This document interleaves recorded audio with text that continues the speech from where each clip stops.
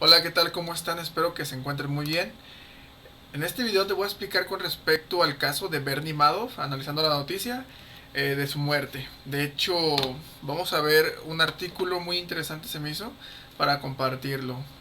Tengo que comentarles que ya tengo pendiente hacer este video con respecto al perfil que tenía Bernie Madoff y pues una especie de información, reseña, documental, no sé. Hay muchas cosas que podemos aprender a concientizarnos con respecto a este tema. Vamos a explicar paso por paso, ¿va? Muy bien, ¿quién era Bernie Madoff? El mayor estafador de la historia. Tras una vida de película que le llevó de un barrio obrero de Nueva York a lo más alto de Wall Street, Bernard L. Madoff falleció en prisión este miércoles a los 82 años, cumplía una sentencia de 150 años. Nueva York. Bernard L. Madoff, el arquitecto de mayor fraude financiero que se conocía, falleció este miércoles en prisión a los 82 años, tras una vida de película que le llevó de un barrio obrero de Nueva York a lo más alto de Wall Street, y finalmente en convertirse en una de las figuras más odiadas del mundo de las finanzas. En el momento de su muerte, cuya causa no se ha hecho pública, Madoff cumplía una condena de 150 años, tras haber admitido en 2009 que su multimillonario negocio no era más que una gigantesca estafa piramidal. Su caso, que estalló en paralelo a la crisis financiera, de hecho sí. De hecho, por la crisis financiera fue lo que ocasionó que saliera este tipo de estafa. Muy bien. Entonces, depende de... Aquí íbamos, ¿verdad?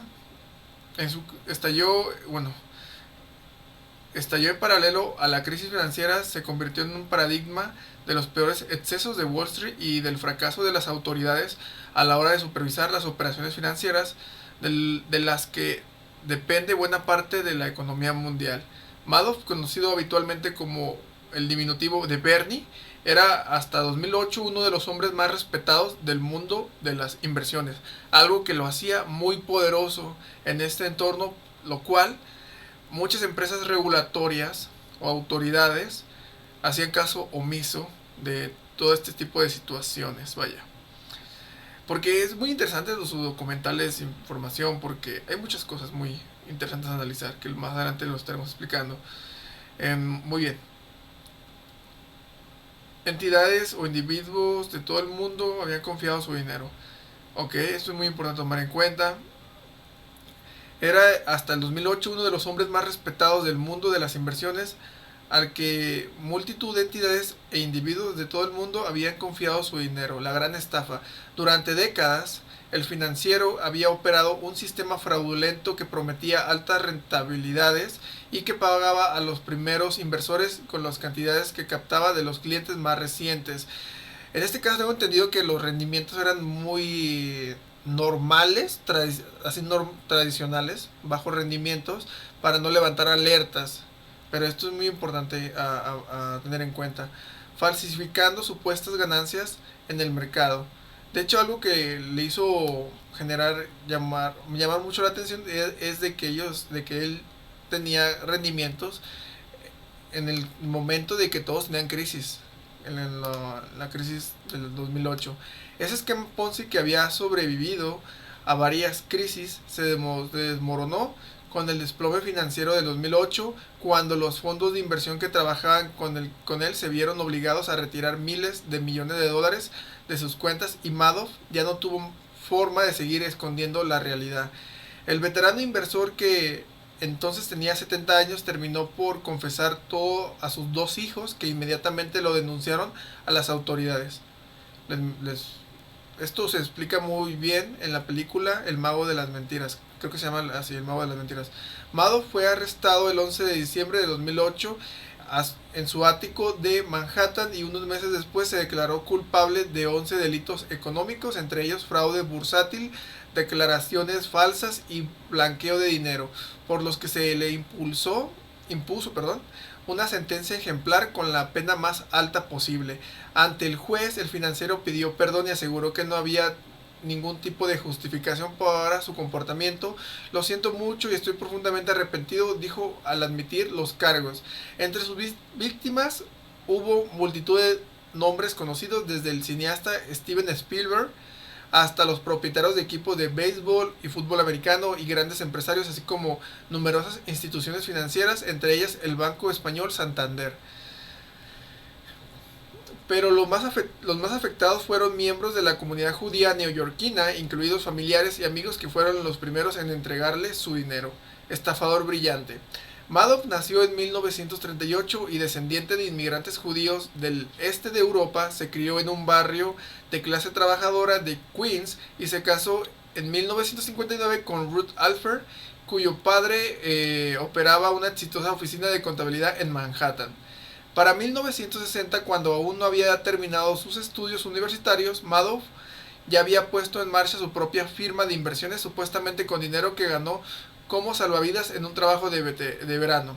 Aprovechando el apoyo de la familia de su esposa y el boom económico de los 60, el negocio del joven inversor creció y durante los 70, sobre todo después de que su hermano Peter se uniese a la firma, se convirtió en uno de los pioneros del uso de la informática en los mercados, lo que lo llevó en los 90 a presidir el Nasdaq, la mayor bolsa electrónica del mundo, donde cotizan la mayor parte de las grandes tecnológicas. Su voz llegó a convertirse en una de las más respetables, su voz llegó a convertirse en una de las más respetables en los mercados y muchos clientes adinerados prácticamente se peleaban por confiarle su dinero, algo que Madoff siempre alentó vendiendo un aire de exclusividad. Según varios testimonios, acostumbraba a rechazar a quienes no podían invertir grandes cantidades y utilizaba como arma de marketing el secretismo de sus operaciones, lo que probablemente le ayudó durante años a evitar la justicia. Pero según se descubrió tras su caída en desgracia, las prácticas como mínimo cuestionables habían sido algo habitual desde los inicios de su carrera, mientras él y su familia disfrutaban de una vida de lujos. A pesar de haber mostrado arrepentimiento tras descubrirse su estafa, ya en prisión, Madoff responsabilizó en parte a sus inversores, destacando su avaricia y asegurando que había muchas pistas que deberían haber detectado en una entrevista que hizo con la revista New York. Esto es muy importante mencionarlo, vamos a explicarlo en conclusiones. Su historia ha dado pie a varios libros, series, películas como el Wizard of Lies, El Mago de las Mentiras, en la que Robert De Niro y Michelle Pfeiffer interpretaron el matrimonio Madoff. Tragedias, esto es muy, muy triste, la verdad. Los últimos años de la vida de Madoff estuvieron marcados por las tragedias familiares, en buena parte a raíz del descubrimiento de sus delitos. En el 2011, su hijo mayor se suicidó en su arrepentimiento de la... su hijo mayor se suicidó en su apartamento de Nueva York, en el segundo aniversario de su arresto, siendo caracterizado por su abogado como una víctima inocente del crimen monstruoso de su padre, tras 2 años de presiones y acusaciones falsas en su contra. Esto es muy importante porque fue un linchamiento hacia su hijo, lo cual nos comentan los documentales, la película, pues ellos no eran conscientes, no sabían el negocio que tenía su papá. Entonces la gente lo linchó y esa presión tan difícil de soportar le ocasionó el suicidio. Esto es muy importante a tener en cuenta en conclusiones. Su otro hijo falleció en 2014 de cáncer a los 48 años tras haber asegurado que la enfermedad que había superado en 2003 volvió como consecuencia del escándalo de su padre. Su esposa que en un primer momento se había mantenido a su lado, dejó luego de visitarle en prisión, supuestamente a raíz del suicidio de su hijo. Madoff había solicitado en febrero de 2020 abandonar la cárcel al asegurar que sufría una enfermedad renal terminal y que le quedaban menos de 18 meses de vida. De hecho, aquí también quiero comentarles que también por motivos del tema de la contingencia después, o sea, ya no me acuerdo las fechas, él quería salir para no contagiarse de COVID.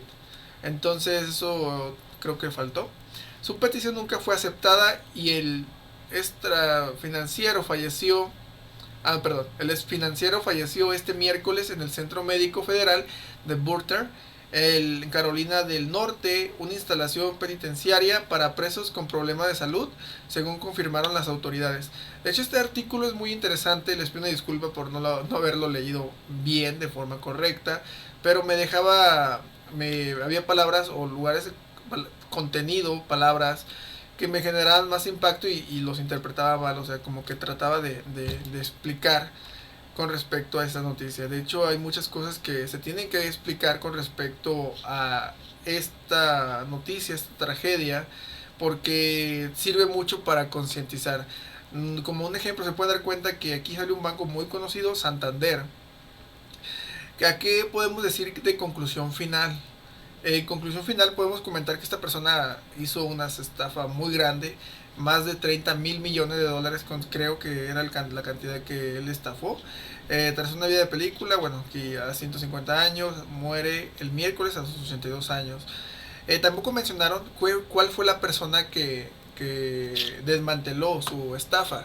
Harry Marco Polo. De hecho, me gustó muchísimo el perfil que tiene él y cómo fue su emprendimiento, por así decirlo, su camino para desmantelar a Bernie Madoff. Pero Bernie Madoff en ese tiempo era muy poderoso, tenía muchos socios, tenía muchas empresas que hacían caso omiso de las actividades que él hacía. Era muy fuerte, muy fuerte. Entonces, Harry Marco Polo recibió amenazas durante ciertos tiempos, porque intimidaciones por parte podría decirse, de Madoff, de personas cercanas que no querían que se evidenciara la estafa. Esto ocurrió por la crisis del 2008 y fue como que el detonante, vaya, porque probablemente hubiera durado más tiempo si no hubiera surgido lo de la crisis. Pero esto es importante analizar, o sea, ¿a qué nos da de conclusión esto? Un sistema en el cual la gente confiaba al 100% por lo que había hecho, las contribuciones que había tenido con respecto a Nasdaq, ser de los pioneros. Entonces mucha gente confiaba ciegamente en esta persona.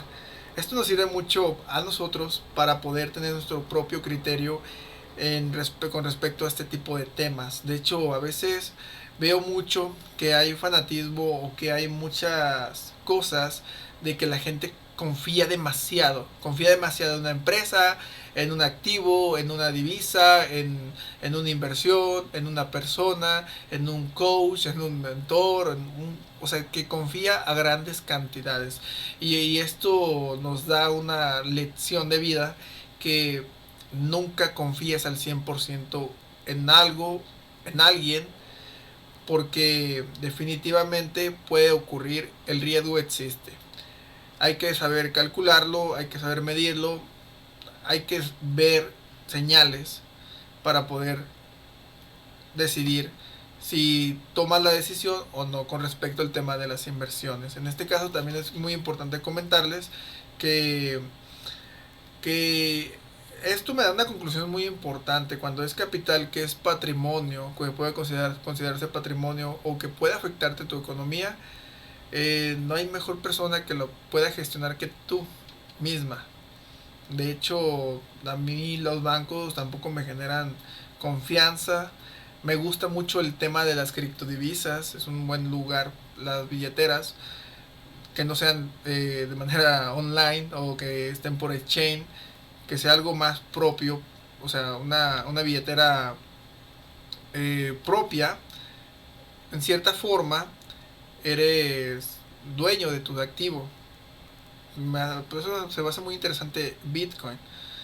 El detalle es de evitar caer en el fanatismo, claro está.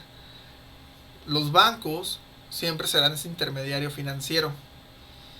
Va a haber otro tipo de empresas las cuales te puedan ofrecer grandes rendimientos a corto plazo, mediano o largo plazo. Pero lo más importante que nos deja esta historia de película, porque eran en el 2017, 2007, 2006, 2008, pues la verdad tenía mucha reputación esta persona y nadie creería que esto iba a ocurrir o que esto tenía en su sistema, o sea, esto tenía esta estafa piramidal. Entonces yo invito a esa concientización, vaya, porque también comenta que al tratarse de él, comenta que se quiere justificar diciendo que también de cada inversor tuvo la culpa porque se dejó llevar por la avaricia.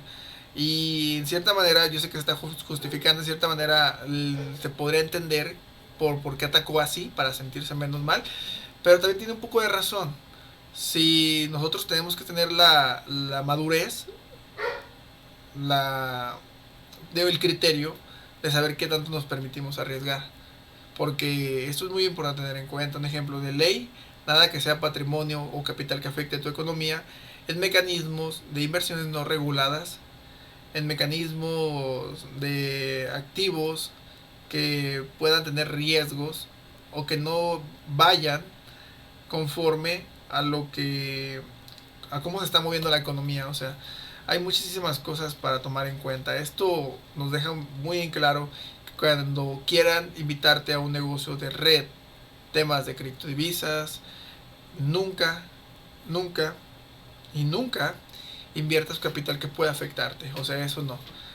Probablemente puedes invertir capital que no afecte tu economía por el beneficio de la ganancia o lo que puedes sacarle de provecho. Eso sí, pero cuando ya es cantidades grandes, no hay mejor persona para gestionarlos que tú, porque es tu propio dinero.